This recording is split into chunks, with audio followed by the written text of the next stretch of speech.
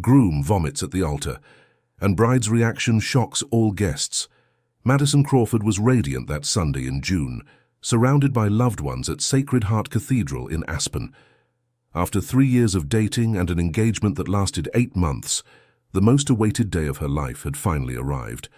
But when Father Thomas asked the traditional question and her future husband, Brandon Sterling, felt his stomach churn violently, no one could have imagined what was about to happen. At the exact moment the priest asked if they accepted each other forever, Brandon doubled over and vomited on Madison's white dress. The yellowish liquid ran down the delicate fabric, staining the embroidery that had cost the bride 3 months' salary. The guests froze. Some brought their hands to their mouths. Others whispered words of astonishment. But Madison's reaction was what shocked everyone the most. Instead of screaming, crying, or panicking as any bride would, she began to laugh uncontrollably. A laugh that echoed off the church walls and chilled the blood of those present. The dress she had chosen with such care, the flowers decorating the altar, the dream of a perfect ceremony, none of it seemed to matter anymore. Madison laughed as if she had just heard the funniest joke of her life, while the groom was pale, trembling, and confused by what had just happened. The groomsmen rushed to help. The maid of honor brought tissues, but Madison kept laughing, a laugh that sounded too strange to be just nerves. Mrs. Eleanor Sterling, Brandon's mother, and a 62-year-old woman known for her controlling temper, was the first to react. She rose from the front pew where she sat in dark clothes, unlike the other mothers who wore pastel tones for the occasion. Her eyes shone with a disguised satisfaction that only Madison could perceive in that moment of chaos. "My son, are you all right?" shouted Mrs. Sterling, running to the altar. "It must have been something you ate at lunch. Brandon has always had a sensitive stomach." Madison stopped laughing abruptly and fixed her eyes on Mrs. Sterling. There was something in her mother-in-law's tone of voice, a false concern she knew all too well. During the months of wedding preparations, Madison had noticed small acts of sabotage. Flowers cancelled at the last minute, vendors who changed their minds without explanation, problems with the buffet that always seemed to come out of nowhere. "Sensitive stomach," Madison repeated, her voice laden with an irony that made some guests exchange glances. "How interesting, mother-in-law. In 3 years of dating, Brandon has never had stomach problems." Father Thomas, a kind 70-year-old man who had known Madison since she was a child, tried to intervene by suggesting a pause in the ceremony. But Madison raised her hand, asking for silence, and everyone noticed her smile had transformed into something completely different. "No, Father Thomas, we will continue exactly like this." Madison looked at the stained dress and then at the guests. "I think the moment of truth has arrived." Brandon, still dizzy and confused, tried to understand what was happening. He had taken a medicine his mother insisted was to calm his nerves before the ceremony. Mrs. Sterling had said it was natural to be anxious on the wedding day and that the medication would help him relax. But now, looking at Madison's determined expression, he began to suspect something was very wrong. "Madison, I don't understand," Brandon murmured, wiping his mouth with the tissue the best man offered him. "I'll explain, my love." Madison turned to the guests, more than 200 people filling the church. "You all came here to witness our love, didn't you? Then you will witness something much more important than a perfect ceremony. You will witness the truth." Ashley Henderson, Madison's best friend since adolescence and her maid of honor, approached worriedly. She knew Madison well enough to know that reaction wasn't normal, even for someone known for being determined and brave. "Madison, what are you doing?" Ashley whispered, trying to pull her friend to a corner. "I'm doing what I should have done a long time ago." Madison opened the small purse she was carrying and took out her cell phone. "You're all going to hear a very interesting conversation." The silence in the cathedral grew even heavier when Madison pressed play on the device. Mrs. Eleanor Sterling's voice echoed through the speakers, crystal clear and unmistakable, in a recording she had made the previous week when she suspected something. "You have to mix it with alcohol for it to work. It's a strong medicine for digestive problems, but when mixed with alcohol it causes vomiting right away. Brandon always drinks with the groomsmen before the ceremony. It's a family tradition. When he gets sick at the altar, I'll suggest postponing the wedding so he can recover, Then I'll have time to convince him that this girl is no good for him." The guests were stunned. The voice was clearly Mrs. Eleanor Sterling's, talking to someone about sabotaging her own son's wedding. Madison let the recording continue as she watched people's reactions. Her father, Mr. Arthur Crawford, a simple man who worked in an auto repair shop, had his fists clenched. Her mother, Mrs. Martha Crawford, was crying silently. Dear listener, if you're enjoying the story, please take a moment to like and especially subscribe to the channel. It really helps us who are just starting out. Now continuing.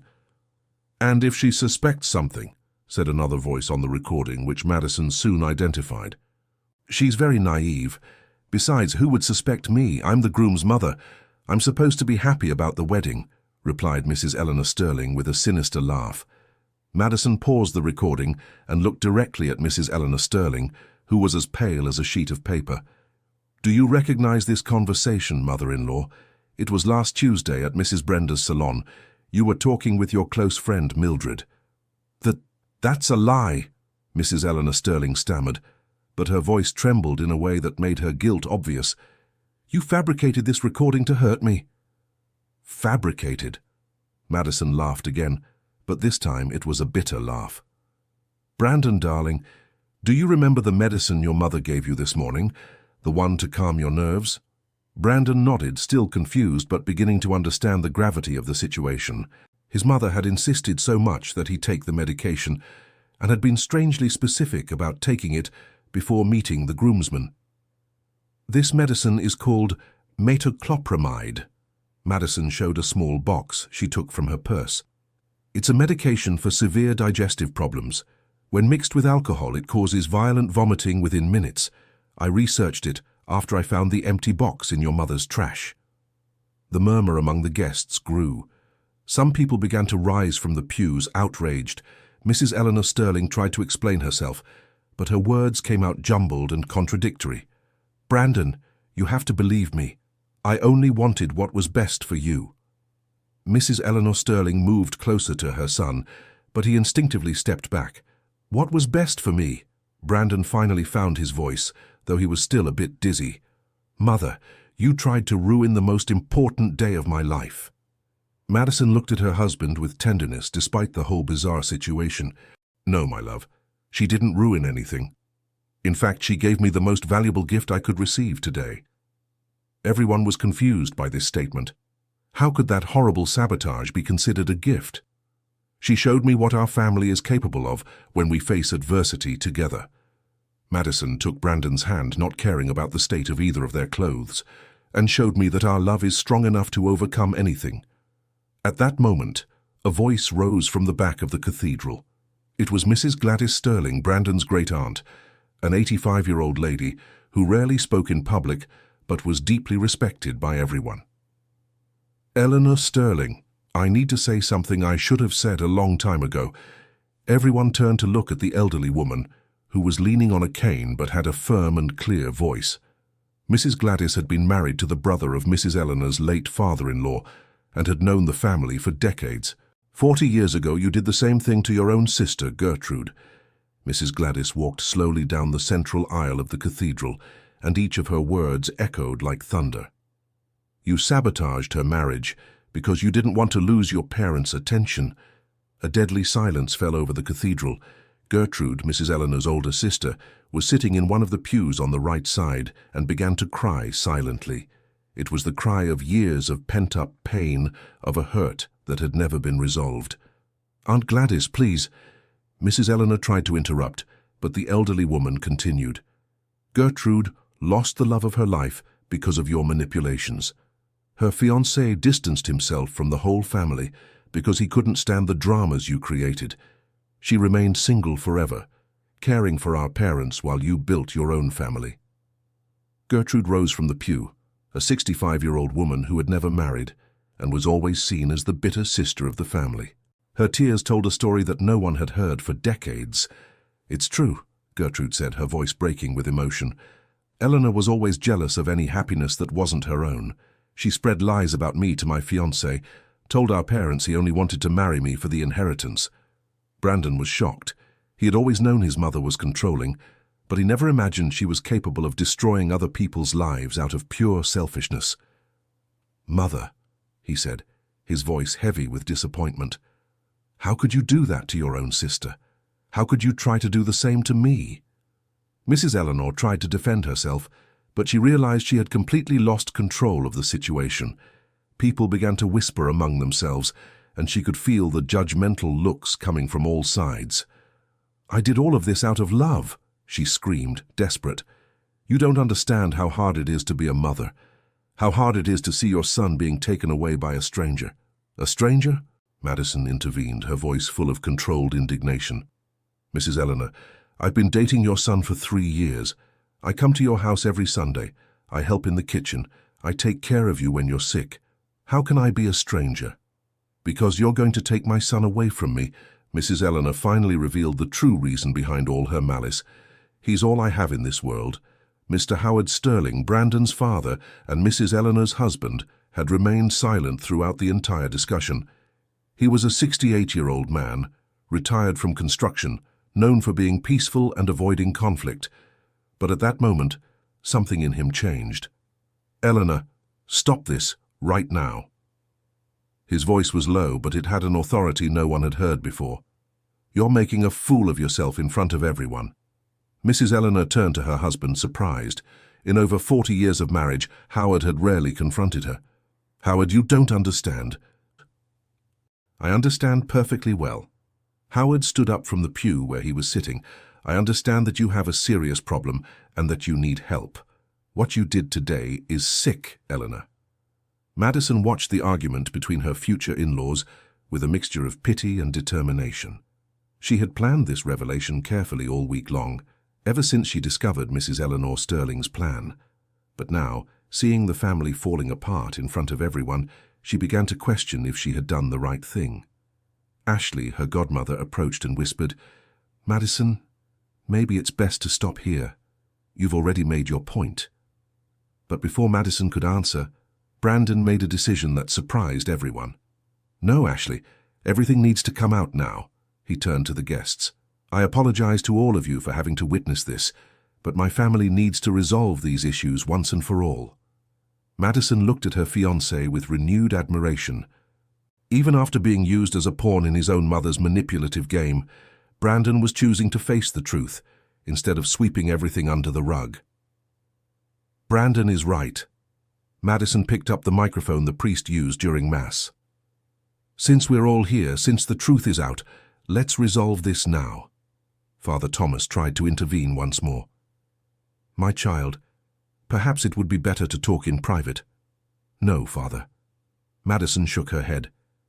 "This woman humiliated our family in front of everyone. Now she will hear the truth in front of everyone." Madison took a deep breath and began to speak into the microphone, her voice echoing through the packed cathedral.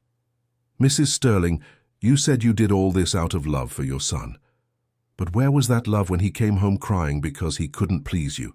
Where was that love when he spent 3 months on anxiety medication because you said I wasn't good enough for him?"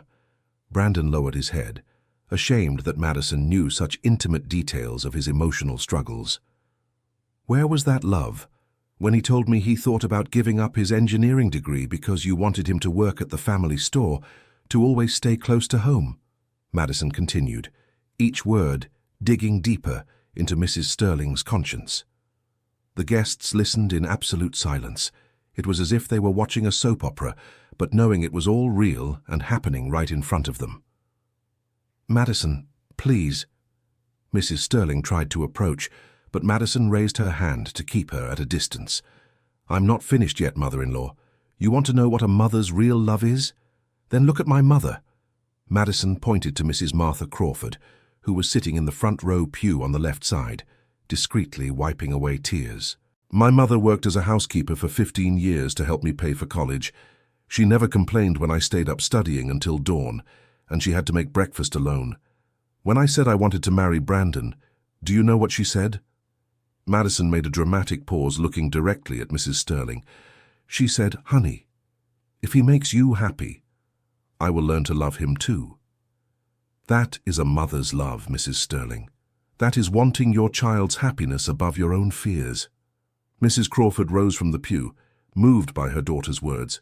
She was a simple woman, 58 years old, who had raised Madison practically alone after her husband became unemployed and turned to drink. She approached Mrs. Sterling with dignity. "Eleanor, I know it's hard to see children grow up and build their own families."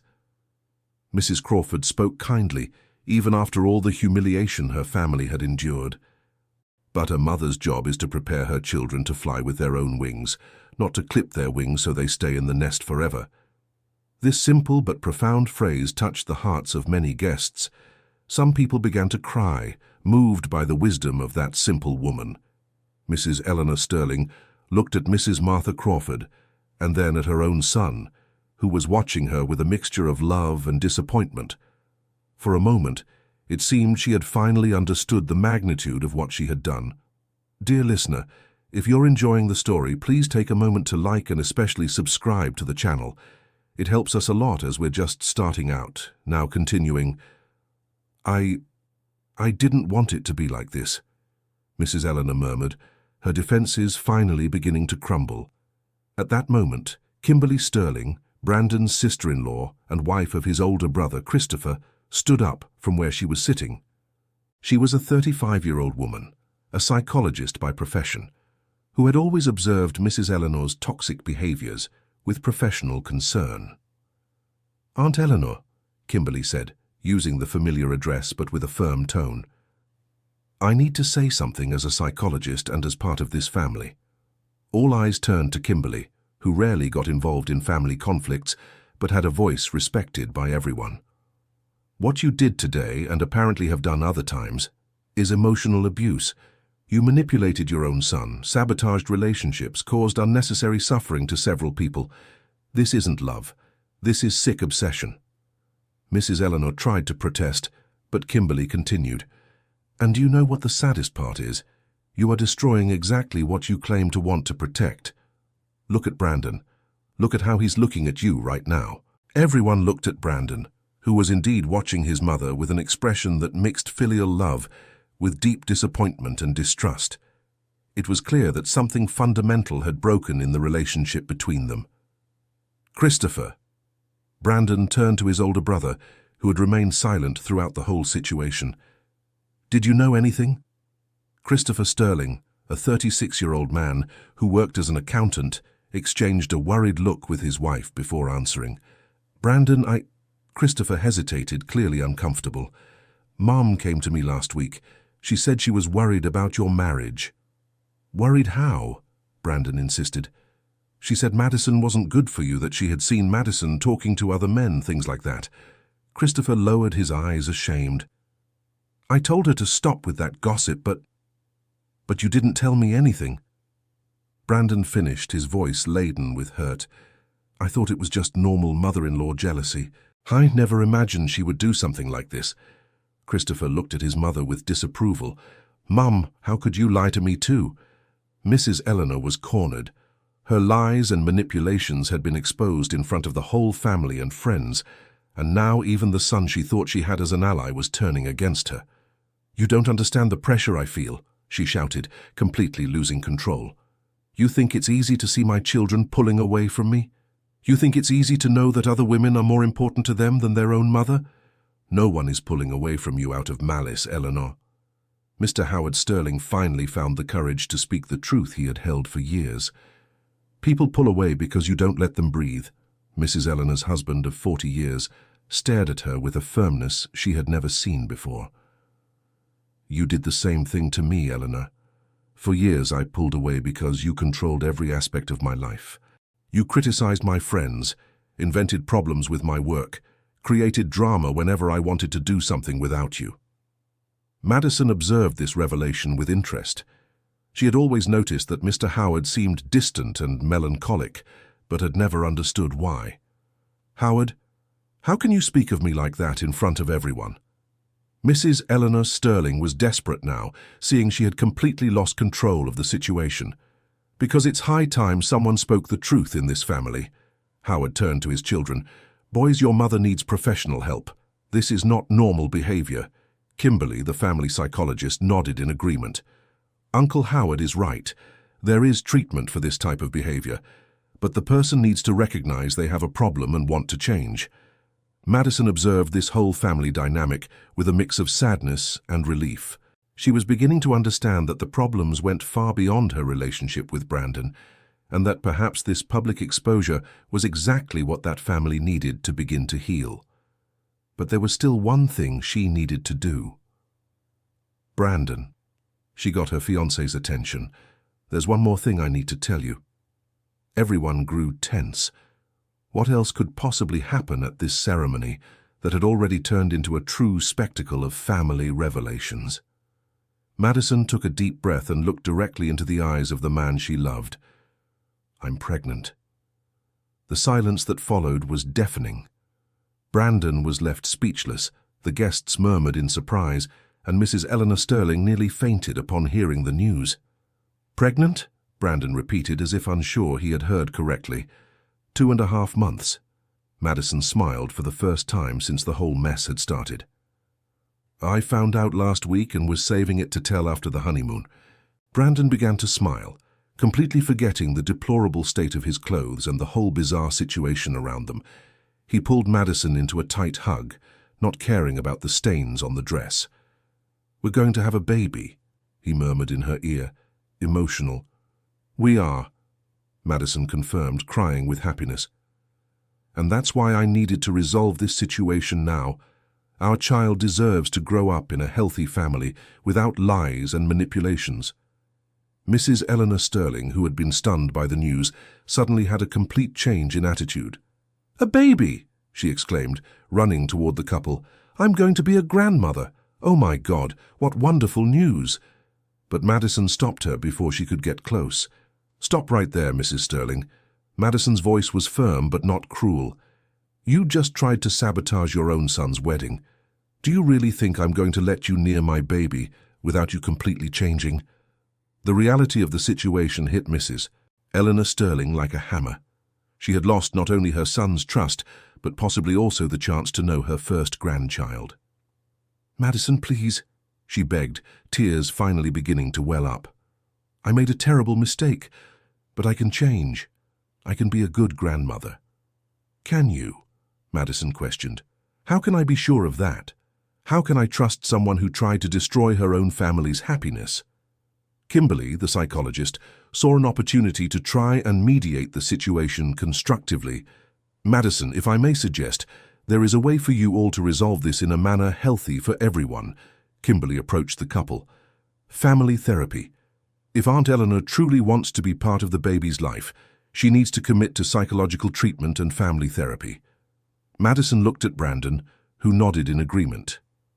All right. Madison turned to Mrs. Eleanor Sterling. You have one chance, mother-in-law. One single chance.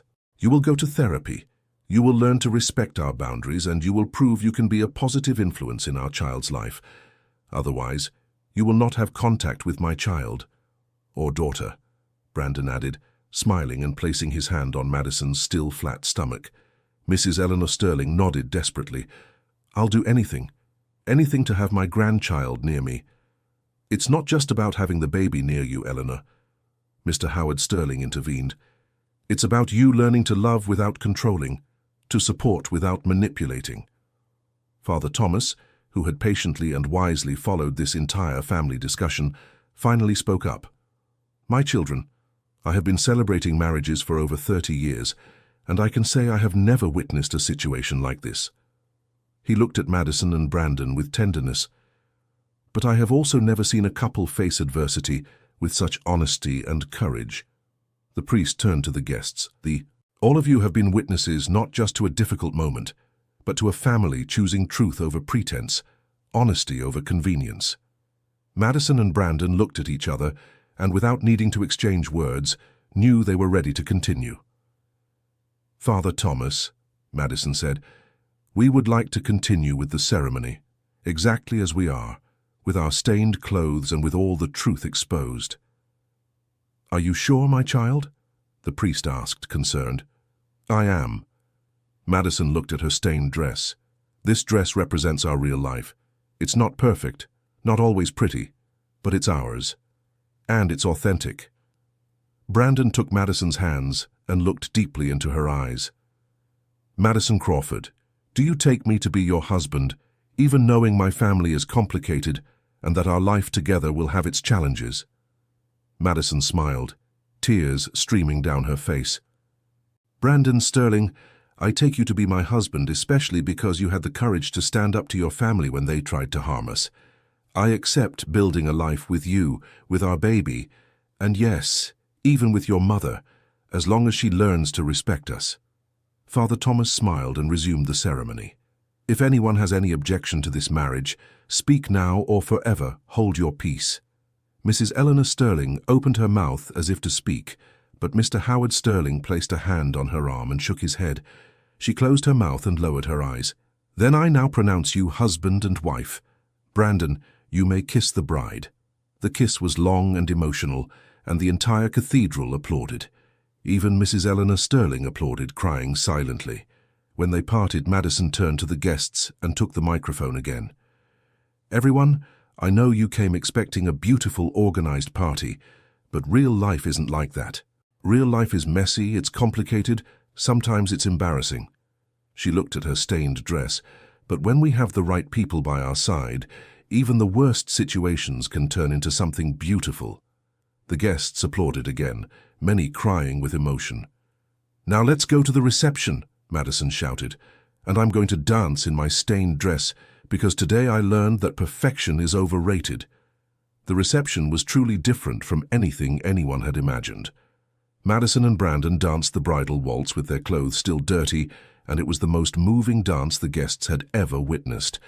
The photos were unique, telling a story of love that overcame sabotage, lies, and family manipulation. During the reception, Mrs. Eleanor Sterling stood in a corner, visibly shaken by everything that had happened. Gertrude, her sister, approached her for the first time in years.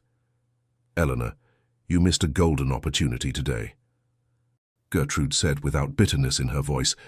"You could have gained a wonderful daughter-in-law, but you chose to create an enemy." "I know," Mrs. Eleanor Sterling murmured. "I ruined everything. There's still time to fix it." Gertrude put a hand on her sister's shoulder. "But it will require you to truly change, not just pay lip service." On the other side of the hall, Madison was talking with Ashley about the plans for the baby. "Are you sure you're really going to give your mother-in-law a chance?" Ashley asked, worried. "Everyone deserves a second chance, Ash." Madison looked in the direction of Mrs. Eleanor Sterling. "Besides, if she really changes, it will be better for everyone, including our baby. And if she doesn't change? Then she'll learn that a mother lioness protects her cub at any cost." Madison smiled, touching her belly. "But I hope it doesn't have to come to that." Brandon approached the two of them, carrying 2 plates of food. "Are the ladies hungry?" he asked, offering the plates. "Starving," Madison laughed. "A pregnant woman eats for 2, remember? Actually, the baby is still too small for that, but I'm going to use that excuse for about 9 months. Madison took a bite of the dessert. Brandon laughed and kissed his wife's forehead. "I love you, Madison Sterling." "I love you too, Brandon, and I love our crazy family too." Meanwhile, Kimberly was talking with Mr. Howard Sterling about Mrs. Eleanor Sterling's situation. "Uncle Howard, I know a psychologist who specializes in family therapy. If you want, I can schedule an appointment for next week," Kimberly suggested. "Do you think it will help?" Howard asked, skeptical. "Eleanor has been like this for 40 years. It's never too late to change, Uncle, especially when there's a grandchild on the way. Sometimes the right motivation makes all the difference." Howard looked at his wife, who was sitting alone at a table in the corner, and sighed. "All right, I'll talk to her." Later that night, as the party was winding down and guests began to leave, Madison and Brandon finally had a moment alone. They were sitting on the balcony of the banquet hall, watching the stars. "Quite a day, wasn't it?" Brandon commented, still in disbelief about everything that had happened. "It was the craziest and most perfect day of my life." Madison laughed, snuggling into her husband's shoulder. "You don't regret exposing everything in front of everyone?" Madison thought for a moment before answering. "No, I think it was necessary. Your family was sick, Brandon. You were all living a lie, pretending your mother's behavior was normal. Someone had to speak the truth." You saved our family today, you know that. We saved our family, Madison corrected. You also had the courage to confront your mother. That wasn't easy. Brandon was silent for a moment, processing everything that had happened. Madison, can I ask you a question? Of course. How did you find out about the medicine? How did you know my mother was plotting something? Madison smiled mysteriously. Remember last week when you said your mother was strangely interested in the ceremony details, wanting to know what time you were meeting the wedding party, if you were going to drink champagne, things like that? I remember. I thought it was strange. Your mother has never been interested in party details before, so I started paying attention, Madison explained. Then I noticed she always made an excuse to go into the kitchen when I was at your house. One day I discreetly followed her and saw her messing with a box of medicine. And you researched the medicine? I did, and I found out it was dangerous to mix with alcohol. Then I started recording our conversations when she thought I wasn't paying attention. Brandon shook his head, impressed. You're smarter than I imagined. I'm a woman in love protecting her future and the future of her child. Madison touched her belly. Never underestimate a mother's determination. They were silent for a few more minutes, just enjoying each other's presence. Brandon, can I ask you for something? Anything. Promise me that if your mother doesn't truly change, you'll support my decision to protect our son. Brandon turned to look Madison in the eyes. Madison, after what happened today, I promise that you and our baby will always be my priority. If my mother can't respect our family, she will have to face the consequences. Madison smiled and kissed her husband. Thank you. That's exactly what I needed to hear. Dear listener, if you're enjoying the story, please take a moment to like and especially subscribe to the channel. It helps us a lot as we're just starting out. Now, continuing, on the Monday after the wedding, Mrs. Eleanor Sterling called Kimberly asking for help to schedule therapy. It was the first time in years she had asked someone for help without trying to control the situation. Kimberly, I know I've done terrible things, Mrs. Eleanor said on the phone, her voice trembling. But I want to change. I can't lose my son and my grandson. Auntie, I'm glad you've made this decision, Kimberly replied, professional but caring. But you need to understand that therapy will only work if you genuinely want to change, not just to win the family back. I understand. I think there's something wrong with me. All these years, I thought I was protecting my children, but I was actually hurting them. Kimberly was impressed by Mrs. Eleanor's honesty. Maybe there was hope after all. The first appointment is Thursday at 2 in the afternoon. Do you want me to go with you? You would do that for me. We're family, Auntie. And family helps when someone is trying to get better. Meanwhile, Madison had scheduled her first prenatal appointment. Brandon insisted on going with her, and they were in the doctor's office waiting room when Brandon brought up the subject of his mother. Madison, my mom called Kimberly today. She wants to start therapy. Madison looked at her husband with interest. Really? And do you believe she's serious? I don't know, but I think it's worth giving her a chance, Brandon said, taking Madison's hand, obviously with very clear boundaries. What boundaries? First, she can only have contact with us if she's actually in therapy and showing progress. Second, any sign of manipulation or trying to sabotage our family and contact is cut off immediately. Third, our baby always comes first, no matter what. Madison smiled, proud of her husband's maturity. I agree with everything, but there's one more condition. What? She has to apologize, not just to us but to your Aunt Gertrude as well, and it has to be a sincere apology acknowledging the harm she's done. Deal. At that moment, the nurse called Madison's name, and they went into the office to see their baby for the first time. The ultrasound showed a small pulsing dot on the screen, and both Madison and Brandon began to cry with emotion. That's the baby's heartbeat, explained Dr. Harrison, an experienced obstetrician. Everything is perfect. The baby is approximately 10 weeks along and looks very healthy. 10 weeks? Madison asked. I thought it was 8. No, dear. Based on the fetal measurements, you are 10 weeks along, which means you conceived in late September. Madison and Brandon looked at each other, doing the math mentally. Late September? That was the weekend we spent at the beach in Maui, Brandon remembered.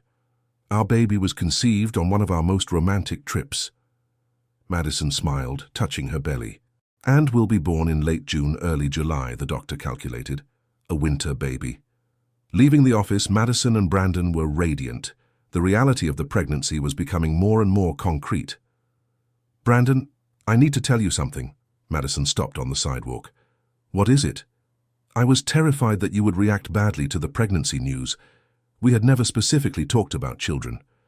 Brandon laughed and pulled Madison into a hug. Madison, you've given me the greatest gift of my life.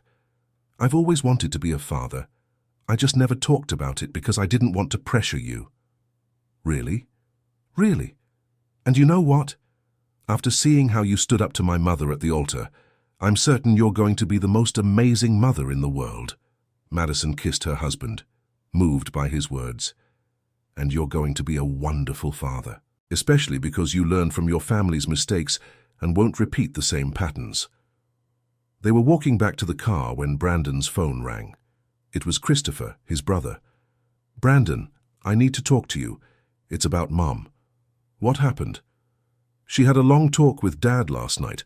Apparently she finally recognized she really needs help. And she wants to talk to you and Madison. Brandon looked at Madison, who nodded positively. All right, but there are conditions. Which ones? The conversation has to be in Kimberly's presence, and if any drama or manipulation starts, we leave immediately. Fair enough. Can I schedule it for tomorrow night? You can. But Christopher, if this is another one of Mom's performances to try and manipulate us again, Brandon, I swear to God that if it is, I'll cut contact with her myself. What happened at the wedding was humiliating for the whole family. After hanging up, Madison and Brandon talked about what to expect from that conversation. Do you think your mother can really change? Madison asked. Honestly? I don't know, Brandon admitted, but she lost a lot on Saturday. She lost her children's trust, humiliated herself in front of the whole family, almost lost her marriage. Maybe that was the reality check she needed. And if it wasn't? Then she'll learn that choices have consequences, Brandon said firmly. I won't let anyone harm our family, not even my own mother. On Tuesday night, the Sterling family gathered at Christopher and Kimberly's house. The entire immediate family was present. Mr. Howard Sterling, Mrs. Eleanor Sterling, Christopher, Kimberly, Brandon, and Madison. The atmosphere was tense, but not hostile. Kimberly, as a psychologist, took on the role of mediator for the conversation. Before we begin, I want to make it clear that we are here to establish honest and respectful communication. Kimberly looked at each person present. Any aggression or manipulation will not be tolerated. Mrs. Eleanor was visibly nervous, constantly fidgeting with her hands. I don't even know where to begin, she murmured. Start by apologizing, Madison suggested, but without aggression. Mrs. Eleanor took a deep breath and looked directly at Madison and Brandon. Madison, Brandon, I apologize from the bottom of my heart for what I did on Saturday.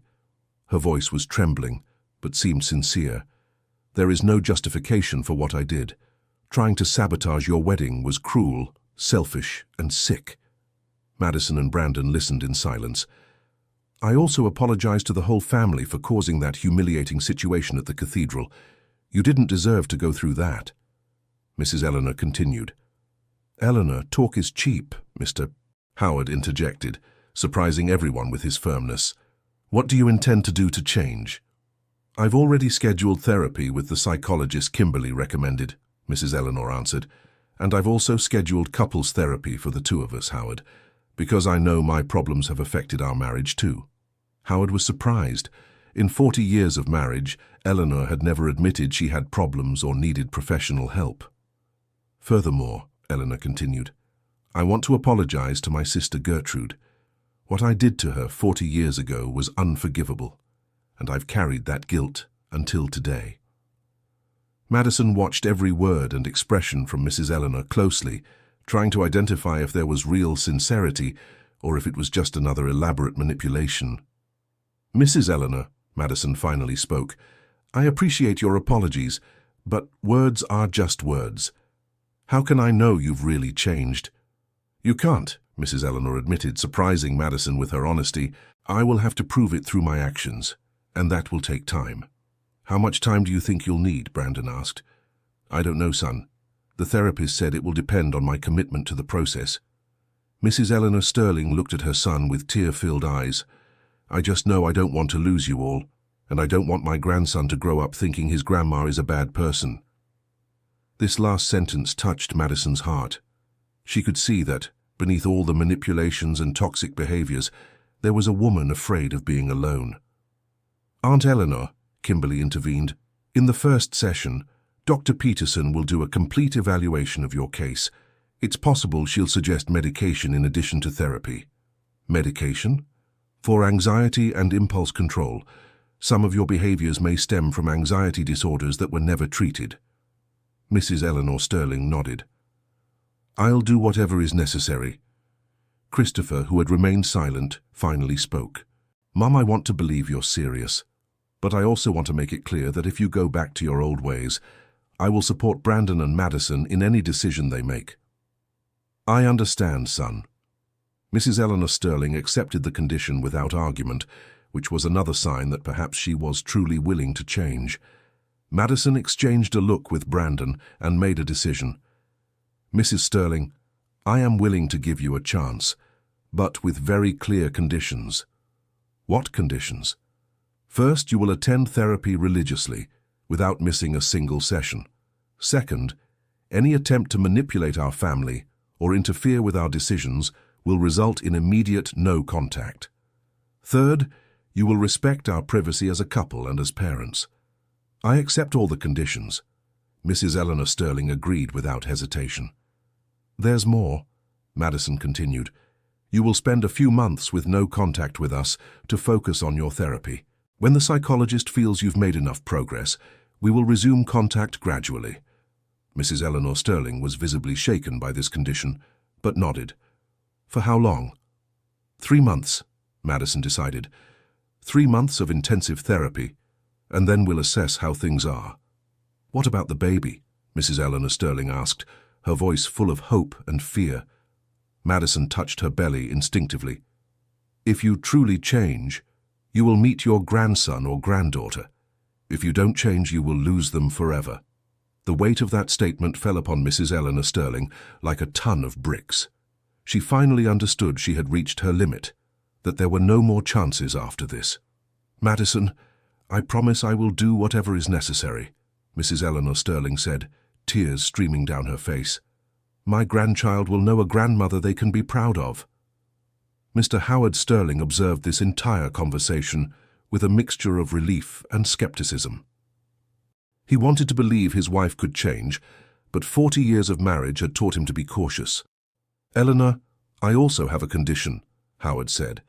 Everyone looked at him, surprised. If you don't keep the promises you made here today, if you go back to your old habits, I will file for divorce. The silence in the room was absolute. No one expected the peaceful Mr. Howard Sterling to make such a drastic ultimatum. Howard, Mrs. Eleanor Sterling murmured, shocked. I'm serious, Eleanor. 40 years was enough time. If you can't change now with all this motivation, then you never will. And I won't spend the rest of my life dealing with toxic behaviors. Madison felt a pang of sadness for Mr. Howard Sterling. It was sad to think he had endured decades of his wife's controlling behavior. Uncle Howard is right, Aunt, Kimberly supported. Real changes need real consequences when they don't happen. Mrs. Eleanor Sterling looked around the room and saw she had completely lost control over her family. For the first time in her life, she was truly alone and entirely dependent on the goodwill of the people she had hurt. I understand, she said finally, and I accept all the conditions, because you are more important to me than my fears or my need to control everything. Madison stood up and, to everyone's surprise, hugged Mrs. Eleanor Sterling. I'm rooting for you to succeed, mother-in-law, truly. The hug was brief but genuine, and for a moment, everyone in the room felt a glimmer of hope. The meeting ended with a schedule established. Mrs. Eleanor would start therapy on Thursday, would have 3 months of limited contact with Brandon and Madison, and then a new assessment of the situation would be made. Leaving Christopher's house, Brandon and Madison talked about how they felt after the conversation. "Do you think she'll be able to change?" Brandon asked. "I don't know," Madison answered honestly. "But I think we gave her the best possible chance. The rest is up to her." "You were very generous offering a second chance." "It wasn't generosity, it was pragmatism," Madison explained. "If she changes, everyone wins. If she doesn't, at least we tried, and our conscience is clear." "I love you for that." Brandon kissed his wife's forehead. "For always trying to see the best in people, even when they don't deserve it." "And I love you for having the courage to set boundaries with your own mother," Madison returned. "Many men can't do that." 3 weeks later, they received an unexpected call. It was Gertrude, Brandon's aunt. "Madison, dear, I wanted to thank you," Gertrude said on the phone. "Thank me for what, Aunt Gertrude?" "Eleanor came to see me yesterday. She apologized for what she did to me 40 years ago. It was a sincere apology, without trying to justify or minimize what she did." Madison was surprised. "Really? And you know what else? She brought the ultrasound pictures of the baby you had. She's so proud to be a grandmother, but respecting the space you asked for." Madison felt a glimmer of hope. Maybe Mrs. Eleanor was really trying to change. "How was she?" Madison asked. "Different, more humble. She told me she's in therapy twice a week and that she's learning a lot about herself." "That's good to hear." "Madison, I just want to tell you that you did the right thing.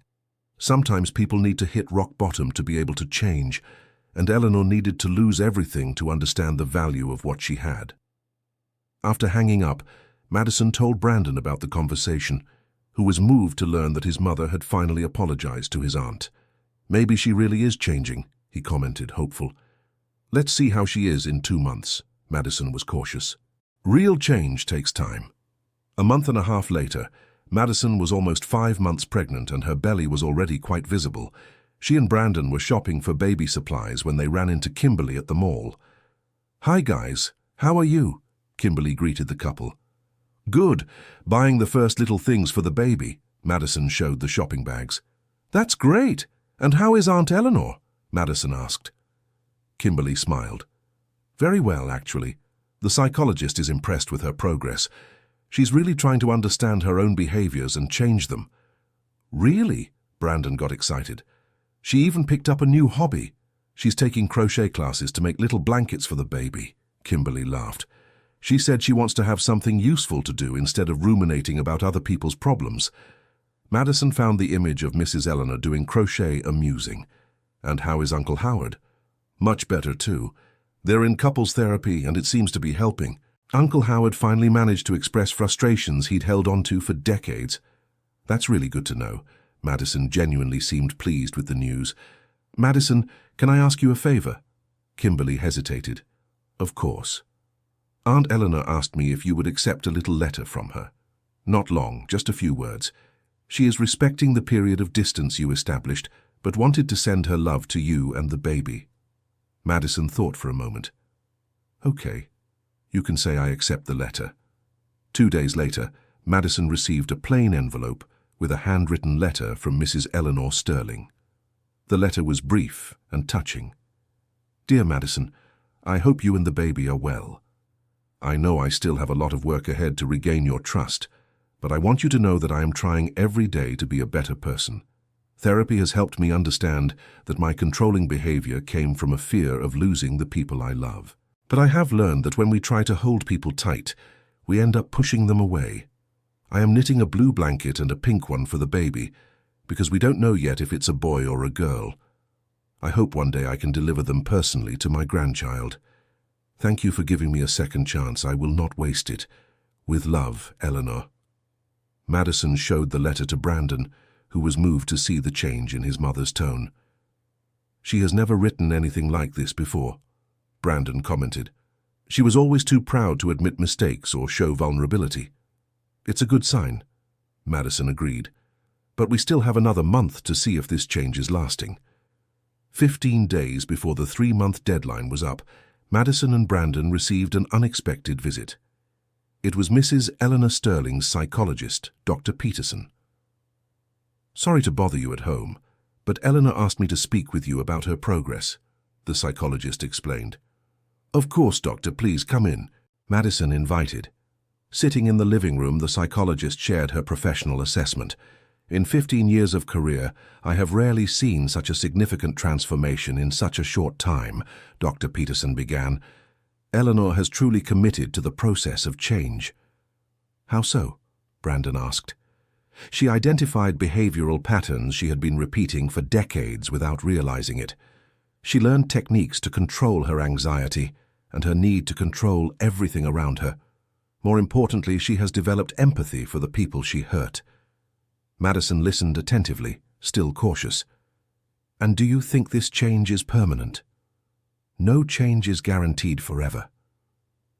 The psychologist was honest. "But she has acquired tools to deal with her own impulses and an awareness of her behaviors that she didn't have before. That greatly increases the chances of the change being lasting." "Doctor, may I ask a personal question?" Madison hesitated. "Of course." "Would you recommend that we give her a chance to be around our baby?" The psychologist thought carefully before answering. "I would recommend a gradual return of contact with clear boundaries and initial supervision. Eleanor understands she has lost the right to be an automatic presence in your lives, and she is willing to earn it back little by little."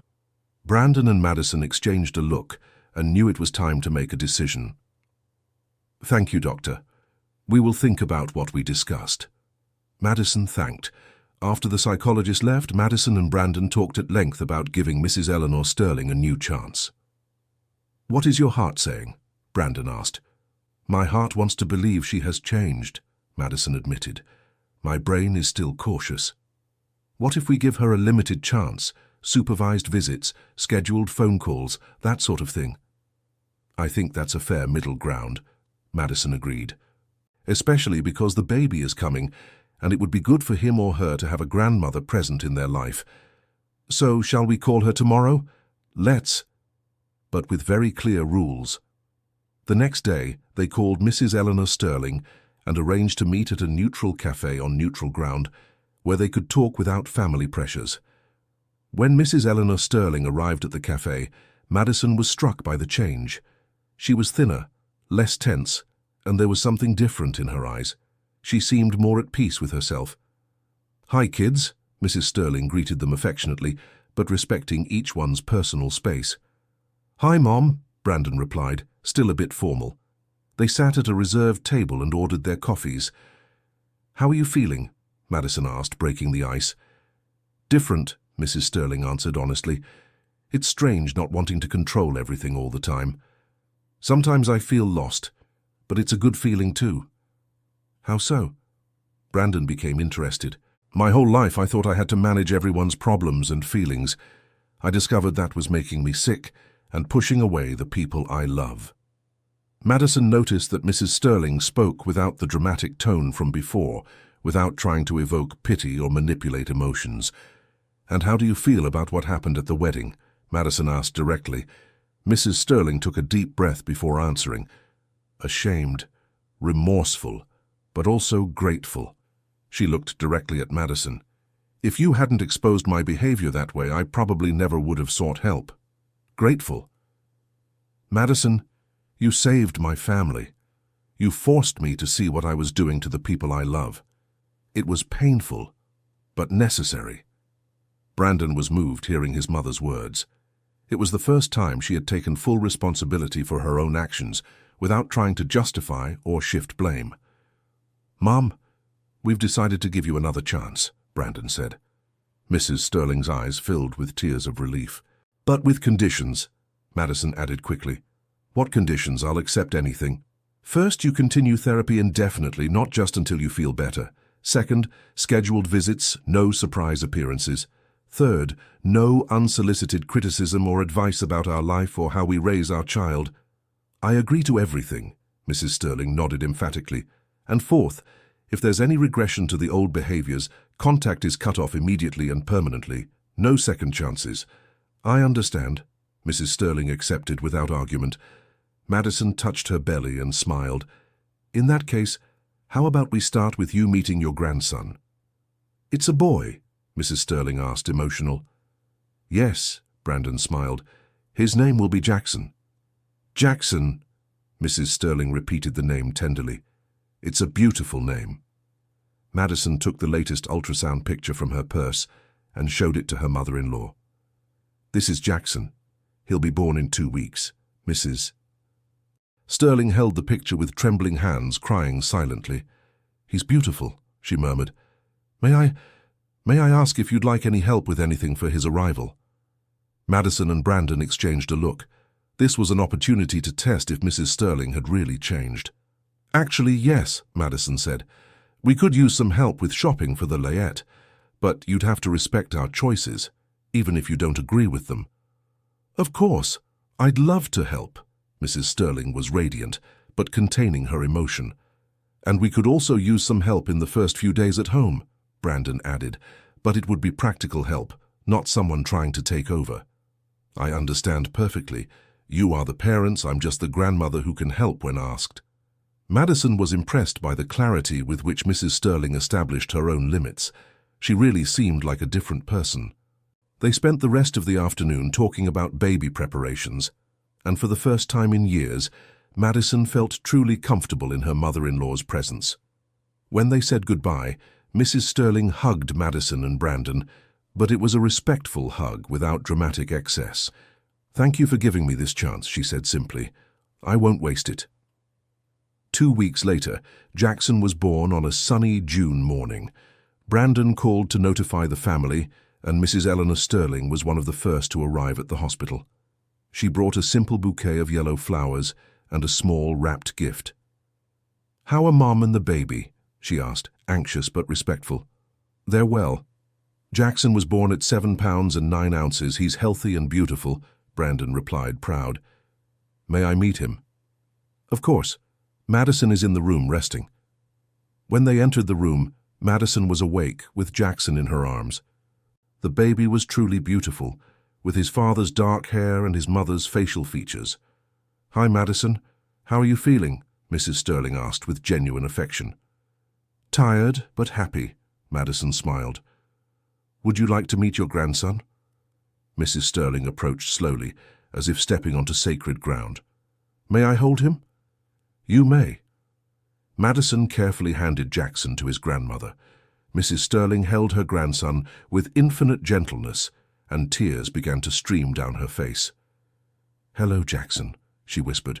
I'm your Grandma Eleanor, and I promise I will be the best grandma in the world for you. Madison watched the scene and felt she had made the right decision in giving her mother-in-law a second chance. The love shining in Mrs. Sterling's eyes was pure and genuine.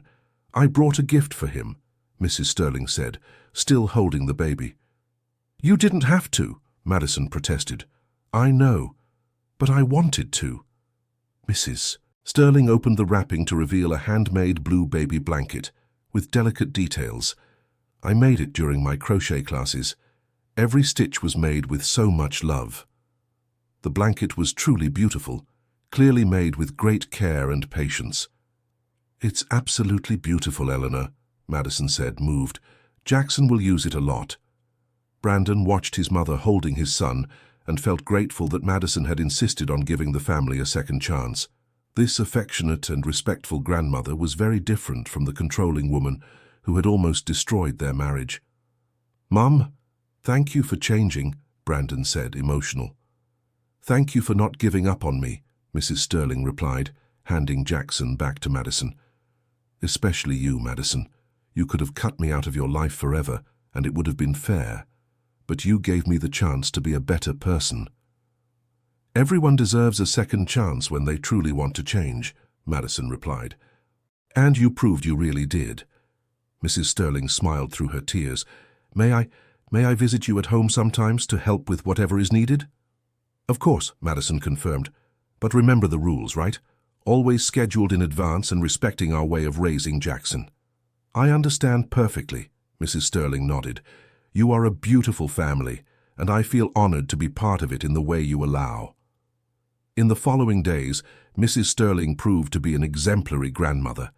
She helped with practical tasks when asked, respected the parents' decisions on how to care for the baby, and never made unsolicited suggestions. When Jackson cried and Madison was exhausted, Mrs. Sterling discreetly offered help. When they needed to go out for doctor's appointments, she offered to stay with the baby if the parents wanted, but always waiting to be invited, never imposing herself. 1 month after Jackson's birth, Madison was breastfeeding when Brandon came home from work with a worried expression. "What is it?" Madison asked, noticing her husband's face. "I spoke with my father today.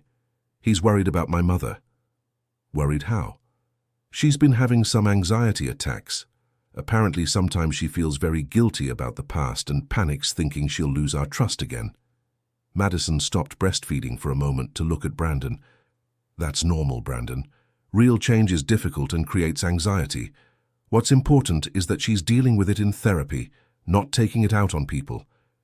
Do you think we should do something?" "I think we should show that we recognize her effort," Madison thought. "How about we invite her and her father for dinner here this weekend?" "That would be nice." Brandon smiled. "I think she'd be very happy." The following Saturday, Mr. Howard and Mrs. Eleanor Sterling came for dinner. Madison had prepared a simple meal and the conversation flowed naturally. "How are the crochet classes going, mother-in-law?" Madison asked during dessert. "Very well," Mrs. Eleanor perked up. "I also finished a little pink blanket for when you have a girl." "Who said we're having more children?" Brandon laughed. "No one. But a grandmother can dream, right?" Mrs. Eleanor replied, and everyone laughed. It was incredible how the family atmosphere had changed. Before there was constant tension, now there was lightness and genuine affection. "Mother-in-law, can I ask you a personal question?" Madison asked. "Of course." "How do you feel now about your past behavior?"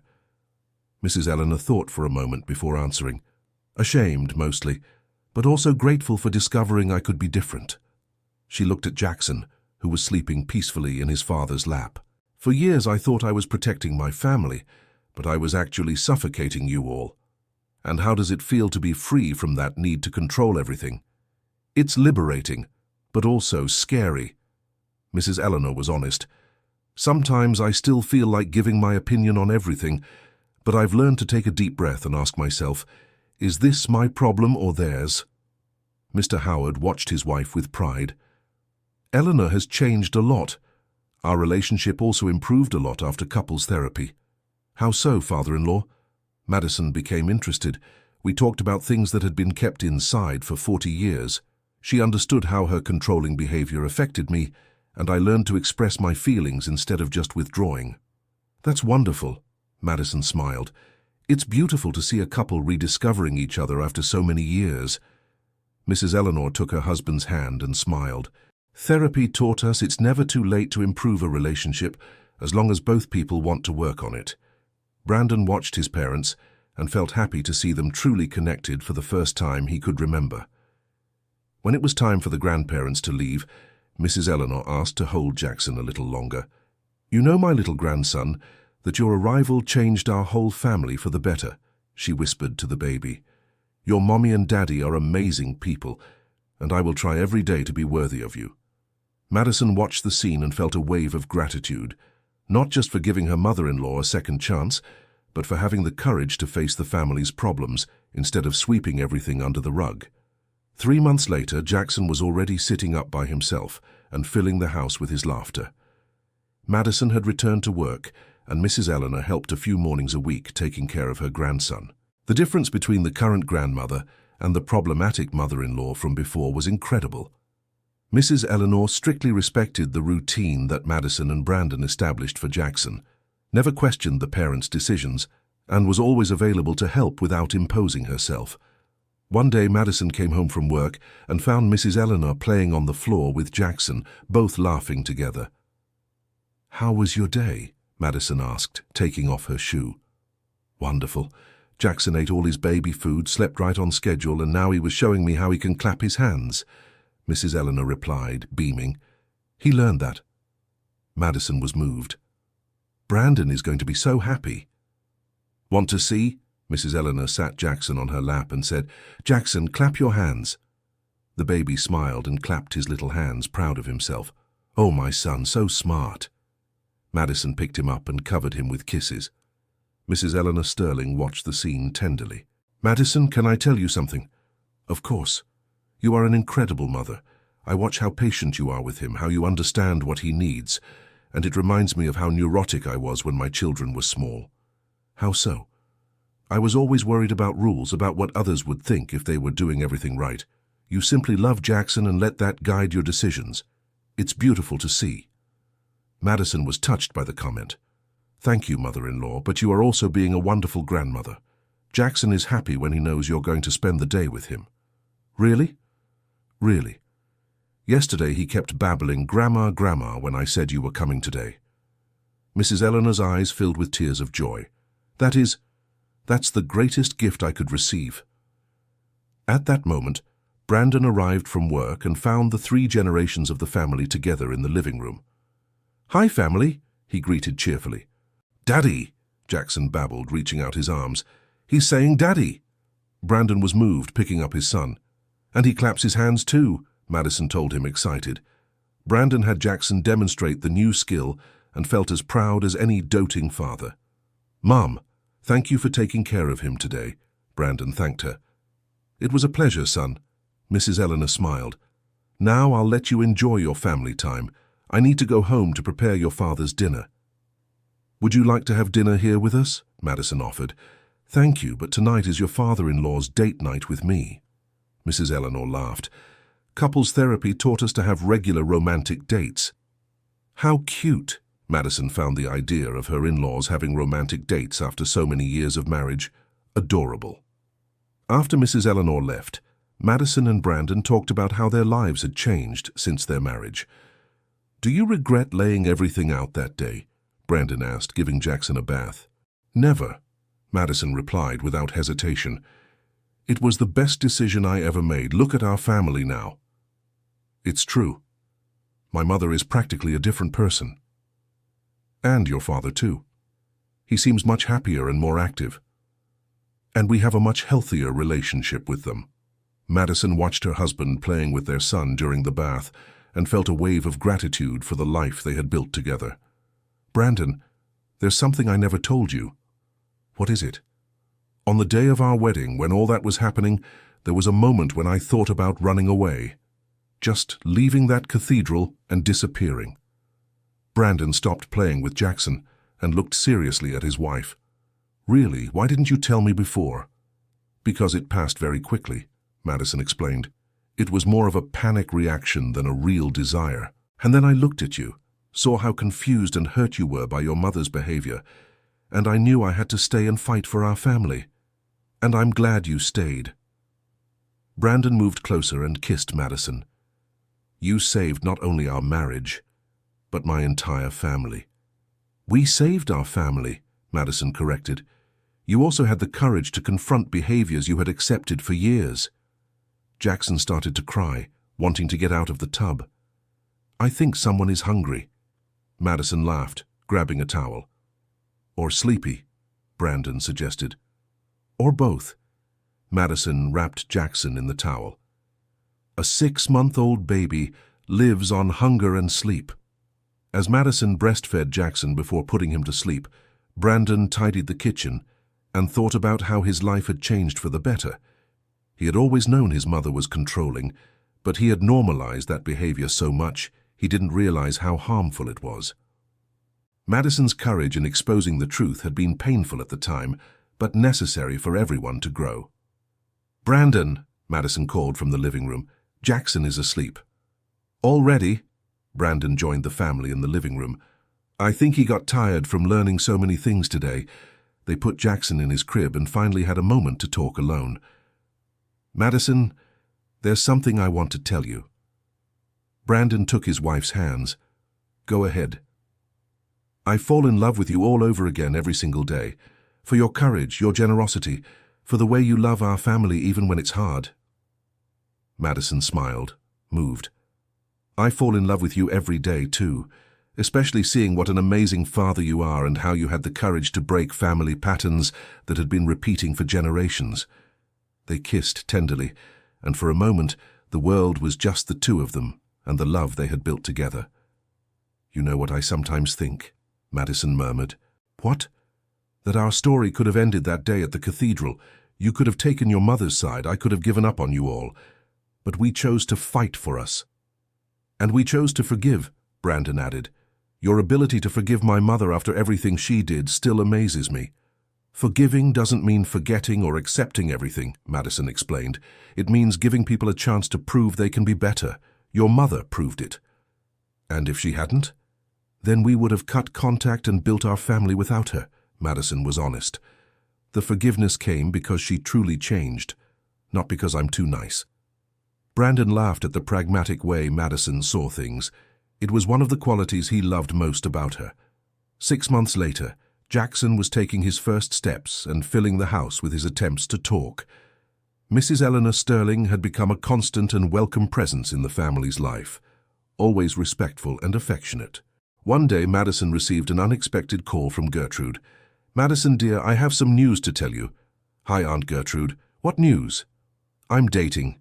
Madison almost dropped the phone. "Dating? That's wonderful. Tell me everything." "Remember, I started attending the church prayer group after I reconciled with Eleanor." "I remember. I met a very kind widower there. He lost his wife 2 years ago and has grown children and grandchildren." Gertrude sounded radiant on the phone. "His name is Harold, and he's retired from the city hall." Madison was thrilled by the news. "Auntie, that's amazing. I'm so happy for you." "You know what's funniest? Eleanor is the one encouraging me the most. She said it's time for me to be happy after so many years alone." "Your sister-in-law said that?" "She did. And you know what else? She helped me pick out an outfit for my first date with Harold." Madison laughed, imagining Mrs. Eleanor Sterling giving fashion advice to her sister. "How is this new relationship going?" "Wonderful." Gertrude laughed like a teenager.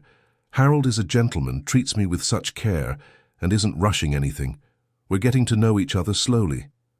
"I'm so happy for you, Auntie. You deserve all the happiness in the world." "Madison, I wanted to thank you again. If you hadn't forced that situation at the wedding, Eleanor and I would never have reconciled, and if we hadn't reconciled, I never would have met Harold at church. Love finds a way, Auntie. You were just ready to receive it." After hanging up, Madison told the news to Brandon, who was very happy for his aunt. "My family is really changing, huh?" he commented. "For the better," Madison agreed. "And look, your mother is being a good sister to Aunt Gertrude. That shows her change was deep indeed." That night, while putting Jackson to sleep, they talked about the family's future plans. "Madison, what do you think about the idea of having another child?" Brandon asked somewhat shyly. Madison smiled. "Actually, I've been thinking about that too. Jackson would be a wonderful big brother." "Really? When do you think would be a good time?" "What if we wait until he turns 2? Then he's more independent and can help with the little brother." "Or little sister." Brandon smiled. "Or little sister." Madison agreed. "Imagine your mother with a granddaughter. She'll be over the moon." "In a good way, right?" Brandon laughed. Not the controlling way from before. In a good way. She learned to love without smothering. Jackson started crying in his room, and Madison went to soothe him. "Nightmare," she diagnosed, returning a few minutes later. "But he's already back asleep." "Child of anxious parents," Brandon joked. "At least our anxiety is normal." Madison laughed. "It's not an attempt to control everyone's life." They settled into bed, holding each other, planning the future with optimism and gratitude for the present they had built together. A year later, Jackson was 2.5, and Madison was 6 months pregnant with a girl who would be named Chloe. The family had grown in love and harmony. Mrs. Eleanor Sterling continued to be an exemplary grandmother, respecting the established boundaries and being a positive presence in her grandchildren's lives. She and Gertrude had become very close again, and Gertrude was engaged to her Harold. On a Sunday afternoon, the whole family was gathered at Madison and Brandon's house for lunch. Present were Mrs. Eleanor Sterling, Mr. Howard Sterling, Christopher, Kimberly with her 2 children, Gertrude and her fiancé Harold. Jackson ran through the house playing with his cousins, and Madison watched the scene with a heart full of gratitude. "Who could have imagined 3 years ago that we'd all be here together, happy and at peace?" Madison commented to Kimberly as they prepared dessert. "It's been quite a journey," Kimberly agreed, "but every difficult moment was worth it to get us here." "How is Aunt Eleanor doing in therapy?" Madison asked. "Very well, she's down to 1 session a month, just for maintenance really. The psychologist said she's developed all the necessary tools to maintain the change." "And Uncle Howard?" "Much happier. He's taken up hobbies again, made new friends. He's living the life he always wanted, but never had the courage to live." Madison looked out the window and saw Mr. Howard Sterling pushing Jackson on the swing he had installed himself in the backyard. It was beautiful to see the grandfather playing with his grandson without hurry, savoring every moment. "Kimberly, can I ask you a personal question?" "Of course." "Do you think people can really change as adults, or is Aunt Eleanor an exception?" Kimberly thought carefully before answering. "I think most people can change, but they need 3 things: strong motivation, real consequences for the old behaviors, and practical tools to implement the change." Did Aunt Eleanor have all 3? She did. The motivation was not losing the family. The consequences were the public humiliation and the temporary distance from you all, and the tools came from intensive therapy. Madison nodded, reflecting on this. "I think that helps me understand why it worked for her, but might not work for other people." "Exactly. Not everyone is willing to do the work she did." At that moment, Brandon entered the kitchen looking for water. "What are you two talking about so seriously?" he asked, hugging Madison from behind. "About your mother's journey," Madison answered. "So how she managed to change so much." "I'm still impressed sometimes," Brandon admitted, "especially seeing how she is with Jackson and how excited she is about Chloe." "Speaking of Chloe," Madison touched her belly, "she's moving a lot today. I think she's hearing all these family voices. Can I feel?" Brandon placed his hand on his wife's stomach. Chloe kicked exactly where her father's hand was, and they laughed. "She already recognizes your voice," Madison smiled, "and she'll grow up in a healthy family full of love." Brandon kissed his wife's forehead. "That's all that matters." That night, after everyone had left and Jackson was asleep, Madison and Brandon sat on the living room sofa to talk about the day. "It was good to see everyone together, wasn't it?" Madison commented, stroking her belly. "Very good. And to think that 3 years ago our family was shattered." "It wasn't shattered, it was sick," Madison corrected. "Shattered means it can't be fixed. Our family needed treatment, not a burial." Brandon reflected on his wife's words. "Did you always know it could be fixed?" "Not always." Madison was honest. "There were times I thought it would be impossible, especially in the first few months after we got married, when your mother was in therapy, and I didn't know if she would really change." "What made you keep trying?" "You." Madison looked into her husband's eyes. "I saw how much you suffered with the family situation, and I knew that if I cut your mother out of our lives, a part of you would die too. You did that for me. I did it for us, for our family, for our children," Madison explained. "I didn't want Jackson and Chloe to grow up asking why they don't have a paternal grandmother. I wanted to give them a chance to have a complete and healthy family."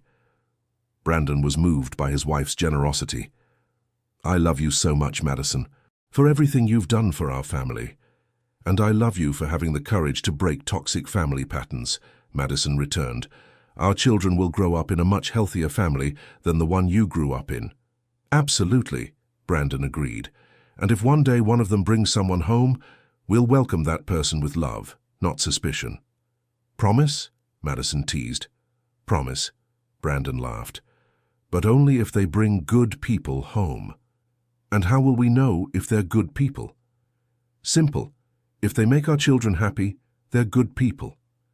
Madison smiled, satisfied with her husband's answer. "I think we're on the right track." 2 months later, Chloe was born on a warm March afternoon. She was a beautiful baby, with brown hair and big eyes that reminded Madison of herself as a child. Mrs. Eleanor Sterling cried with emotion upon meeting her granddaughter, but respected the new family's space and only visited when invited. "She's perfect," Mrs. Eleanor whispered, holding Chloe carefully. "She is." Madison agreed, watching her mother-in-law interact with the baby. "Madison, may I ask you a favor?" "Of course." "When Chloe is a little older, I'd like to teach her to crochet. If you allow it, of course." Madison smiled, touched by the request. That would be beautiful, a tradition between grandmother and granddaughter. Thank you. Mrs. Eleanor became emotional. I promise I will always respect your boundaries and your decisions as her mother. I know, mother-in-law, you've proven I can trust you. Jackson, now 2.5 years old, was fascinated with his little sister. He wanted to help with everything, changing diapers, bathing, feeding. Sister Chloe, he said, trying to pronounce the full name. That's right, son. She's your little sister Chloe. Brandon confirmed, proud to see Jackson being a caring brother. 1 week after Chloe's birth, the family received another special piece of news. Gertrude and Harold had set a wedding date for June. She deserves all the happiness in the world, Madison commented when she heard the news. And my mother is helping to organize everything, Brandon told her. She's more excited about her aunt's wedding than she was about her own son's. It's beautiful to see how their relationship has blossomed after so many years apart. And to think, if you hadn't forced that reconciliation, things happen at the right time, Madison interrupted. Aunt Gertrude was ready to forgive, your mother was ready to apologize, and love found a way to heal everything. 2 months later, Chloe was already smiling and babbling, filling the house with her contagious joy. Jackson had adapted perfectly to the role of big brother and helped take care of his sister with great affection. Mrs. Eleanor Sterling continued to be a present but respectful grandmother, always available to help, but never imposing. She had found the perfect balance between love and freedom. On a Saturday afternoon, Madison was breastfeeding Chloe while Jackson played on the living room floor when Brandon arrived from the bakery with fresh bread for coffee. "How are my princesses?" he asked, kissing Madison and then Chloe. "Good." Chloe nursed a lot and is now quiet. Jackson just woke up from his nap. "Daddy!" Jackson ran to hug Brandon. "Hi, champ. Want to help Daddy prepare the coffee?" "I do." Jackson hopped excitedly. Madison watched father and son in the kitchen and felt a wave of gratitude for the life they had built. It was a simple life, but full of authentic love and healthy relationships.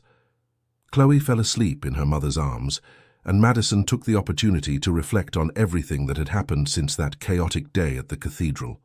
The marriage that had almost been destroyed by sabotage had transformed into a beautiful and harmonious family. The controlling mother-in-law had become a loving grandmother. The husband had matured and learned to set healthy boundaries, and she herself had discovered the strength she had to protect her family and fight for what she believed in. "What are you thinking about?" Brandon asked, returning from the kitchen with Jackson.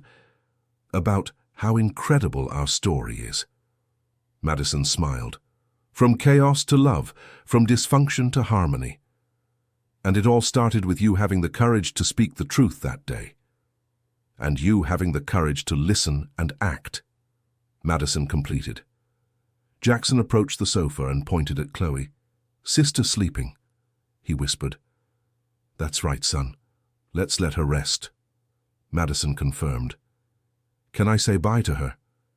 "You can, but very quietly." Jackson approached Chloe and whispered, "Bye, Sister Chloe, I love you. I love—" Madison and Brandon looked at each other, moved by their son's tenderness. "What a beautiful family we have," Madison murmured. "The most beautiful in the world," Brandon agreed, hugging his wife and children. 6 months later, Chloe was sitting up by herself and Jackson was speaking full sentences. The family had found its rhythm and was growing in love and harmony. Mrs. Eleanor Sterling continued to be a positive presence, always respectful and affectionate. Gertrude married Harold in a beautiful ceremony, and the whole family celebrated the union with joy. On a June night, Madison and Brandon were on the house porch watching the stars while the children slept. "You know what I sometimes think?" Madison said, snuggling into her husband's arm. "What? That day at the cathedral was the best day of my life, even with all that chaos?" "Especially because of the chaos," Madison explained. "It was the day our family was truly born, not the facade family everyone expected, but the real honest and loving family we built together." Brandon kissed his wife's forehead, moved by her words. "I love you, Madison Sterling." "I love you too, Brandon Sterling, and I love our crazy and perfect family." "Perfect?" Brandon laughed. After everything we've been through? Perfect exactly because of everything we've been through, Madison corrected. There's no perfect family, but there is a family that has the courage to face its problems and grow together. That's ours. They stayed silent for a few minutes, just enjoying each other's presence and the peace that had finally come to their lives. Madison, can I tell you a secret? Of course. Sometimes I'm afraid that all this is too good to be true. Madison turned to look her husband in the eyes. Brandon, this is true because we fought for it, because we didn't give up when things got hard, because we chose to forgive, grow, and love instead of holding on to resentment and drifting apart. Do you think we're a lucky couple? I think we're a couple who knew how to make the right choices at the right times. Madison smiled. And that's not luck, it's wisdom. Brandon reflected on his wife's words and felt a deep peace in his heart. Thank you for never giving up on us. Thank you for being worth fighting for. They kissed tenderly, once again sealing the love that had overcome all adversities and grown even stronger through the storms. In the children's room, Jackson slept peacefully, dreaming of toys and games, while Chloe smiled in her sleep, perhaps dreaming of the warmth of her mother's embrace. In the house next door, Mrs. Eleanor Sterling and Mr. Howard Sterling were talking about plans for the weekend with their grandchildren, happy to have finally found the balance between loving and respecting. Across town, Gertrude and Harold were getting ready for bed after another day of quiet happiness, proving that it's never too late to find true love. And somewhere in the stars above Aspen, the universe smiled upon this family that had chosen love over pride, forgiveness over resentment, and truth over convenience. The story that began with a nearly ruined marriage had transformed into a beautiful saga of redemption, growth, and unconditional love. And they lived happily ever after, not because they had no more problems, but because they learned that problems can be overcome when faced with love, honesty, and determination. End of story. And you, dear listener, what did you think of this story of love, forgiveness, and new beginnings? Leave your opinion in the comments and tell us if you've ever experienced or know of a similar situation. Did you like Mrs. Eleanor Sterling's transformation? Do you believe people can really change? Your comments are very important to us. Don't forget to leave your like and subscribe to the channel so you don't miss other emotional stories like this one.